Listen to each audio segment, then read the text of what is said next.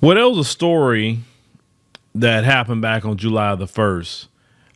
There was a black man that was actually killed by the name of Austin Simon.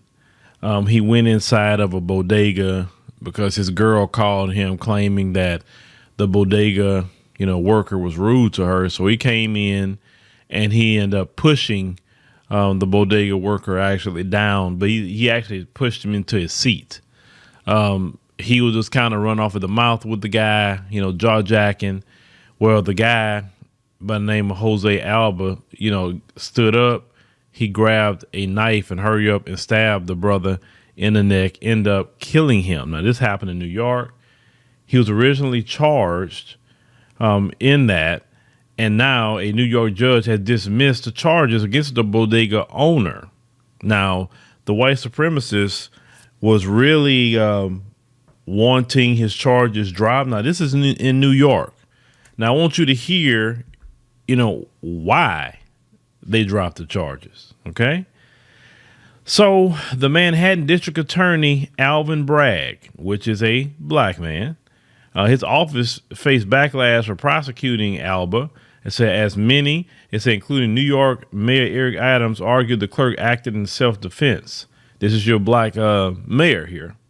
Argued and said that the bodega worker, they advocated for him and everything, right? Now, let's say if this was in reverse. Let's say if the bodega worker was a black man and this was a, white guy coming in to do the exact same thing to a older black man.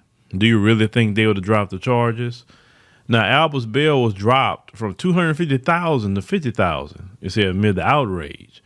It said, but Bragg had initially asked the court for a $500,000 bail package, arguing that Alba had scheduled a trip to his native country of the Dominican Republic following the next week. So I didn't know that, we have to consider people taking their trips right after they just murked somebody.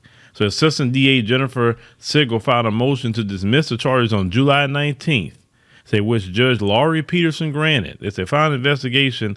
The people have determined that we cannot prove beyond a reasonable doubt that the defendant was not justified in his use of deadly force. It said the people will not be presenting the case to a grand jury and for the reasons provided in the attachment memorandum. Hereby move to dismiss the complaint. As a prosecutor said, Simon's death stemmed from a physical confrontation that Simon started. It said because he believed that Alba harshly treated the 10-year-old daughter of Simon's girlfriend. Now, it said Simon's girlfriend tried to buy a bag of chips for the girl when her payment card declined. The woman said in the criminal complaint that Alba grabbed her daughter's hand. It said to take back the snack. It said the girlfriend knocked items off the counter and left and promised to return with Simon. She says, and I quote, "My N-word is going to come down." It said here, right now, and F you up. It said Alba told investigators that Simon demanded that he apologize to the girl. The younger man had a box cutter tucked in his shorts that was visible, but he never pulled it out.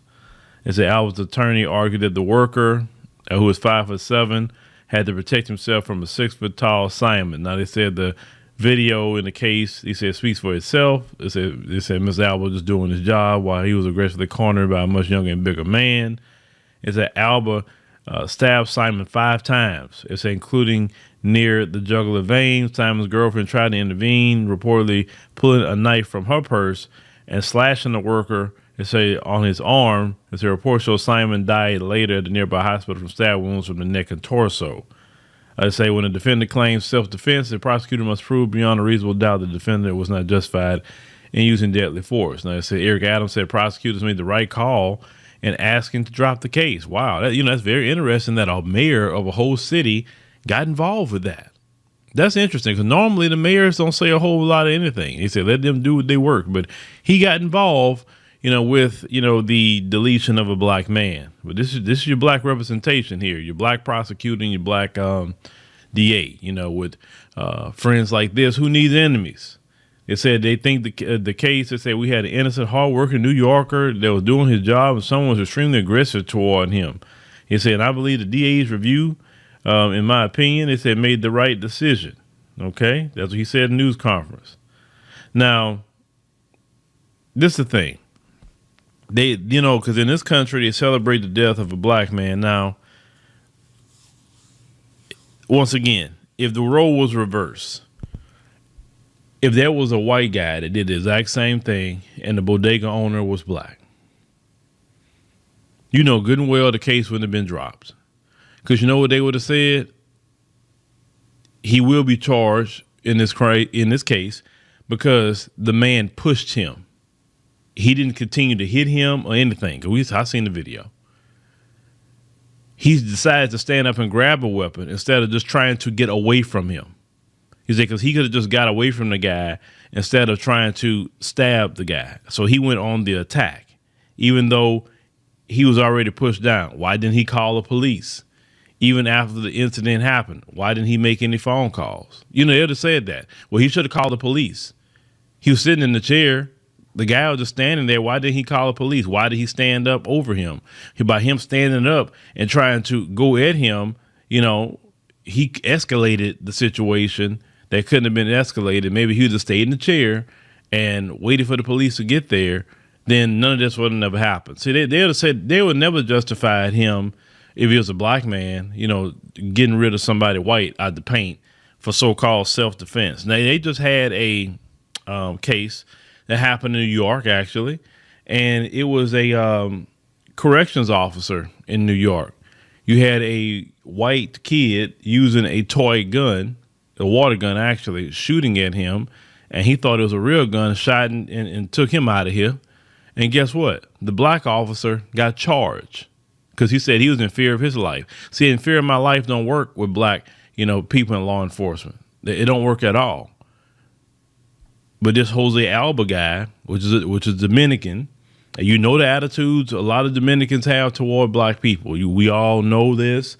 We all know about the joke. I'm not black. I'm not black. That joke, which is that's something they're serious about. They identify more with their oppressor and colonizer.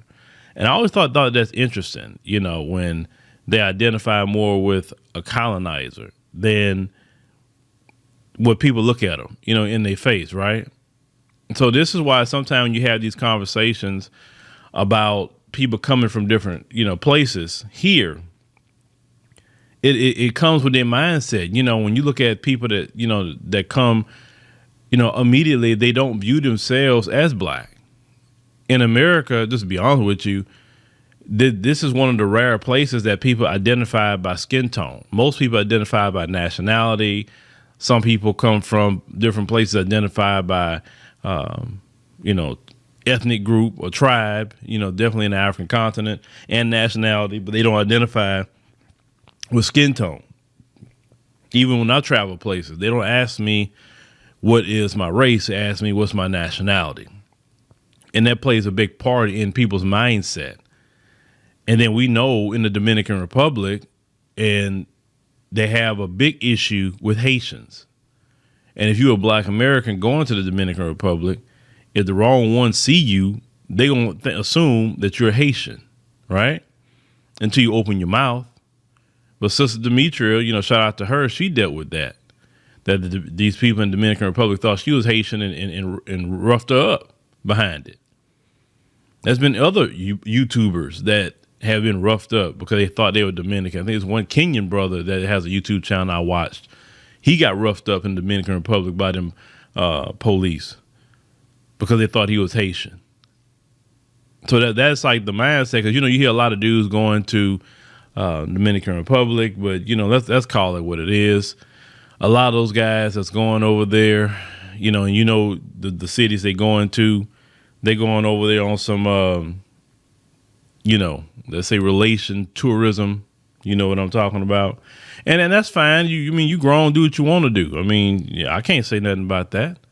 But if you're not going over there tricking, and if you're going over there for other things, you at one point in time, a lot of black folks was passing away out there on mysterious circumstances, and that's one of the countries, I really, not keen on traveling to be honest with you, for those reasons, especially about the Haitian situation, because, if they see me, who say they won't think I'm Haitian, right? and they want to start targeting me. So with that being said, is that this is your, black representation matters. When a DA didn't even want to bring it to the grand jury, let the grand jury make the decision, right? That gets it out your hands. And your so-called black mayor is advocating and weighing in on the case to get this guy free and let go. But I want to see how many cases that Eric Adams want a black man to be let go. You understand? See, when you get in a position in this country, it's two things that you cannot do. You cannot punish white people or people that has a label of white, and you cannot help black people specifically if you're allowed in any kind of public office in the United States. Because the moment you start helping black people, oh no, you got to go. You got to go. But this is why I always say, stop looking at the color of somebody's skin when it comes to their politicians. Look at their ideology. Look at what they're pushing. Do they believe in, actual equality for black people in any city? Are they going to make sure black people are protected? That's where we mess up at, because what happens is, because you just want a skin color, oh yeah, the devil give you that.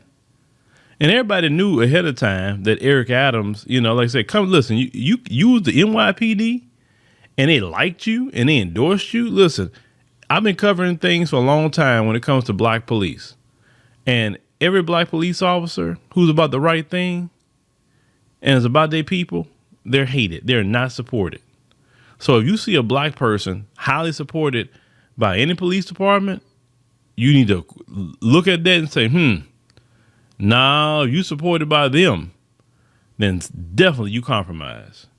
But thank you, ladies and gentlemen, for joining us on the podcast. We greatly appreciate it. Make sure you click the subscribe button. It's very, very important for you to do so. And click the like button as well. And, we appreciate you coming by and everything. So thank you for listening, and we'll see you on the next one.